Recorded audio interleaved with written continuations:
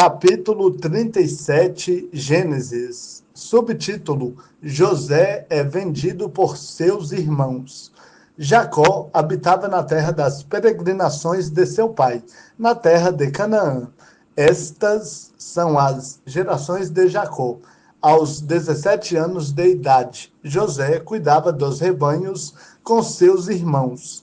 Ainda jovem, auxiliava os filhos de Bila e os filhos de Zilpa, mulheres de seu pai. E José levava a seu pai más notícias a respeito deles. Israel amava mais José do que todos os seus filhos, porque ele era o filho da sua velhice, e fez para ele uma túnica longa.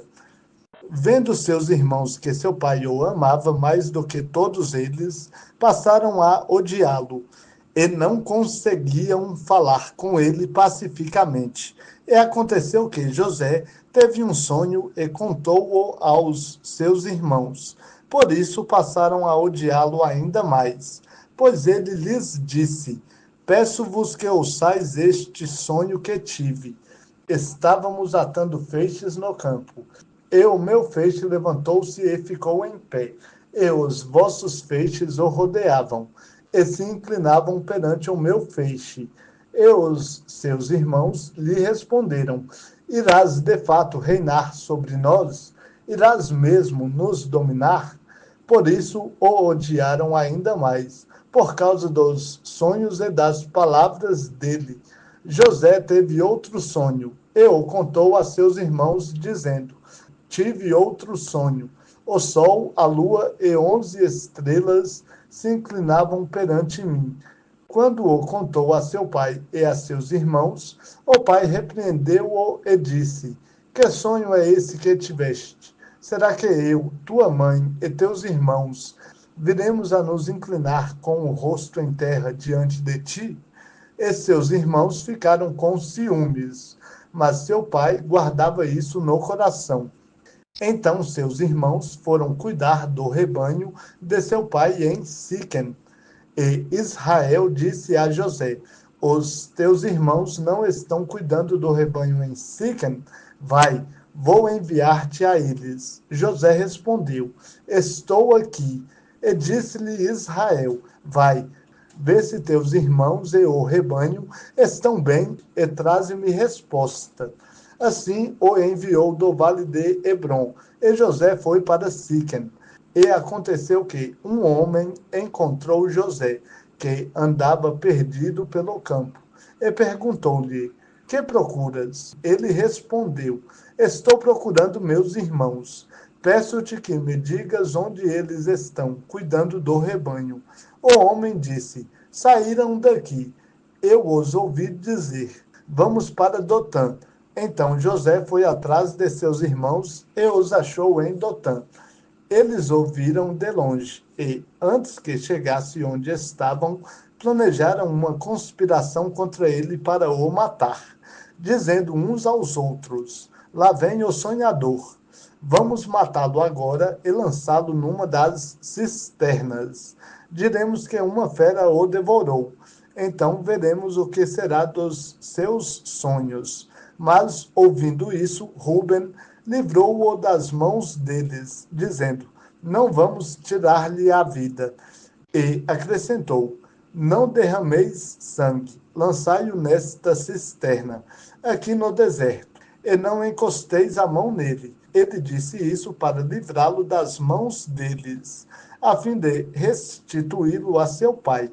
Logo que José chegou a seus irmãos, eles o despiram da sua túnica, a túnica longa que estava usando, e, agarrando-o, lançaram-no na cisterna.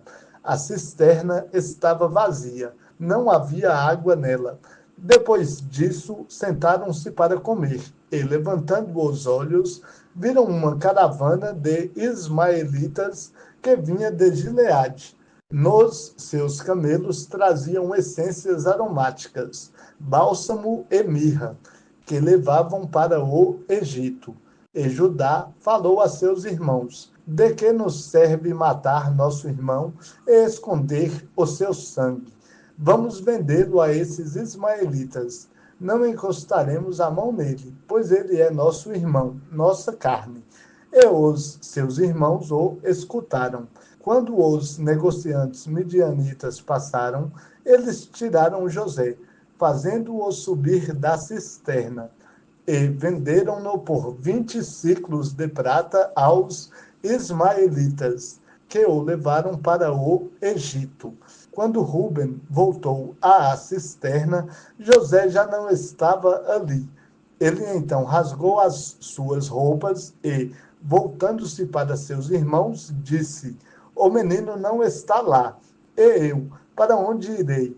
Eles então tomaram a túnica de José, mataram um cabrito e tingiram-na com o sangue, e mandaram a túnica longa, fazendo-a chegar a seu pai com esta mensagem: Achamos esta túnica, vê se é ou não a túnica de teu filho. Ele a reconheceu e exclamou: A túnica de meu filho, uma fera o devorou. Com certeza José foi despedaçado. Então Jacó rasgou suas roupas, vestiu-se de roupa de saco e lamentou seu filho por muitos dias. E todos os seus filhos e todas as suas filhas levantaram-se para o consolar. Ele, porém, recusou-se a ser consolado e disse: Na verdade, com lágrimas descerei ao meu filho até o túmulo. E seu pai chorou assim por ele. E os midianitas venderam José no Egito, a Potifar, oficial do faraó, capitão da guarda. Capítulo 38, Gênesis. Subtítulo: Judá e Tamar. Nesse tempo, Judá deixou seus irmãos e foi para a casa de um adulamita, chamado Ira. Ali Judá viu a filha de um cananeu chamado Suá. Tomou-a por mulher e uniu-se a ela. Ela engravidou e teve um filho, e o pai deu-lhe o nome de Ela tornou a engravidar e teve um filho, a quem deu o nome de Onã. Teve ainda mais um filho, e deu-lhe o nome de Selá. Judá estava em Quezibe, quando ela teve o filho. Depois, Judá tomou para o seu primogênito, uma mulher chamada Tamar. Primogênito de Judá, era mau aos olhos do Senhor, pelo que o Senhor o matou. Então Judá disse a Onã: Toma a mulher de teu irmão, cumpre o teu dever de cunhado e dá descendência a teu irmão. Porém, Onã sabia que a descendência não seria sua. Assim, toda vez que se unia à mulher de seu irmão, derramava o sêmen no chão para não dar descendência ao irmão. E o que ele fazia era mal aos olhos do Senhor, pelo que também o matou. Então Judá disse à sua nora Tamar: Conserva-te viúva na casa de teu pai, até que meu filho Selá se torne homem adulto. Pois dizia: Para que este não morra também, como seus irmãos. Assim Tamar foi morar na casa de seu pai. Com o passar do tempo, a filha de Suá, mulher de Judá, morreu. Depois de consolado, Judá subiu a Timnate, ao encontro dos tosquiadores das suas ovelhas. Ele e seu amigo Ira, o adulamita, e avisaram Tamar, dizendo: O teu sogro está subindo a Timnate para tosquiar suas ovelhas. Então ela se despiu dos vestidos da sua viuvez e se cobriu com o véu. E assim, disfarçada, assentou-se à porta de Enaim, que está no caminho de Timnate, porque via que Selá já era homem adulto, e ela não lhe havia sido dada por mulher. Ao vê-la, Judá julgou que fosse uma prostituta, porque ela havia coberto o rosto. Sem saber que era sua nora, dirigiu-se a ela no caminho e disse: Vem, quero deitar-me contigo. Mas ela perguntou: Que me darás por te deitares comigo? Ele respondeu: Eu te mandarei um cabrito do rebanho. Mas ela ainda perguntou: Tu me darás alguma garantia até que o mandes? Então ele disse: que garantia te darei? Disse ela, o teu selo com a corda e o cajado que está em tua mão. E ele os entregou. Então deitou-se com ela, e ela engravidou. Então levantou-se e se foi. Tirou de si o véu e vestiu as roupas da sua viuvez. Depois, Judá mandou o cabrito por meio do seu amigo, o Adulamita, para receber a garantia da mão da mulher, mas ele não a encontrou. Então perguntou aos homens daquele lugar: onde está a prostituta cultual que estava junto ao caminho de Enaim? E disseram: aqui não esteve nenhuma prostituta cultual. Ele voltou a Judá e disse: não a encontrei. E também os homens daquele lugar disseram: aqui não esteve nenhuma prostituta cultual. Então Judá disse: que ela fique com a garantia, para que não sejamos envergonhados. Eu mandei este cabrito, mas tu não a encontraste. Passados quase 3 meses, disseram a Judá: tua nora Tamar prostituiu-se e está grávida da sua prostituição.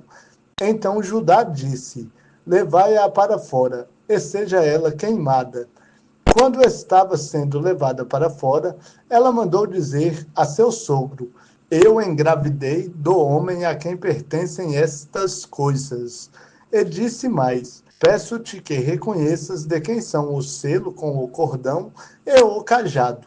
Judá os reconheceu e disse: ela é mais justa do que eu, porque não lhe entreguei meu filho Selá, e nunca mais a conheceu intimamente. Sucedeu que, no tempo de dar à luz, havia gêmeos em seu ventre, e quando deu à luz, um pôs a mão para fora, e a parteira tomou um fio vermelho e o amarrou em sua mão, dizendo: este saiu primeiro. Mas ele recolheu a mão. E então seu irmão saiu, pelo que ela disse: como rompeste saída, por isso foi chamado Pérez. Depois saiu o irmão trazendo na mão o fio vermelho, e foi chamado Zerá. Capítulo 39, Gênesis. Subtítulo: José na casa de Potifar. José foi levado ao Egito e Potifar, oficial do faraó, capitão da guarda egípcio, comprou-o dos ismaelitas, que o haviam levado para lá. Mas o Senhor estava com José, e ele tornou-se próspero, e passou a morar na casa do seu senhor, o egípcio. E o seu senhor viu que Deus estava com ele, e fazia prosperar em sua mão tudo quanto ele empreendia. Por isso, José achou favor aos olhos dele e tornou-se seu assessor, de modo que ele o fez mordomo da sua casa e entregou em suas mãos tudo o que possuía. Desde que o colocou como mordomo de sua casa e de todos os seus bens, o Senhor abençoou a casa do egípcio por amor de José. E a bênção do Senhor estava sobre todos os seus bens, tanto na casa como no campo. Potifar deixou tudo nas mãos de José, de tal modo que não se preocupava com o que estava sob os cuidados dele, mas somente com a sua comida. José era belo de porte e de rosto. E aconteceu depois dessas coisas que a mulher do seu senhor pôs os olhos em José. Ele disse: deita-te comigo.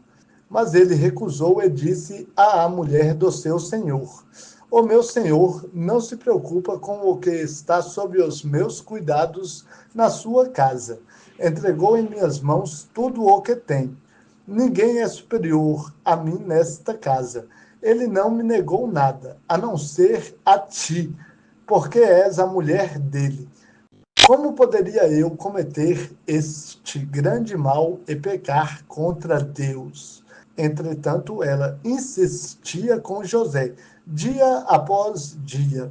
Ele, porém, não lhe dava ouvidos para se deitar com ela, nem para estar com ela. Mas Certo dia, sucedeu que ele entrou na casa para fazer o seu serviço, e nenhum dos homens da casa estava lá dentro. Então ela, pegando-o pela capa, lhe disse: Deita-te comigo. Mas ele, deixando a capa na mão dela, saiu e correu para fora. Quando ela viu que ele havia deixado a capa na sua mão, fugindo, chamou os homens de sua casa e disse-lhes: Vede, meu marido trouxe-nos um hebreu para nos insultar. Ele tentou deitar-se comigo, mas eu gritei. Quando ele ouviu que eu havia levantado a voz e começado a gritar, deixou aqui a sua capa e saiu, fugindo para fora. Ela guardou a capa consigo até que o senhor dele voltasse para casa. Então lhe repetiu as mesmas palavras. O servo hebreu que nos trouxeste aproximou-se de mim para insultar-me. Mas, quando levantei a voz e gritei, ele deixou comigo a capa e fugiu. Ouvindo o Senhor as palavras que sua mulher lhe havia contado, teu servo me fez assim, a sua ira se acendeu. Então o senhor de José o tomou e o lançou no cárcere, no lugar em que os presos do rei estavam encarcerados, e ali ele ficou. O Senhor, porém, estava com José, estendendo sobre ele a sua bondade e dando-lhe favor aos olhos do carcereiro, o qual entregou nas mãos de José todos os presos que estavam no cárcere. E José era quem comandava tudo o que se fazia ali. E o carcereiro não se preocupava com coisa alguma que estava nas mãos de José, pois o Senhor estava com ele, fazendo prosperar tudo quanto ele empreendia.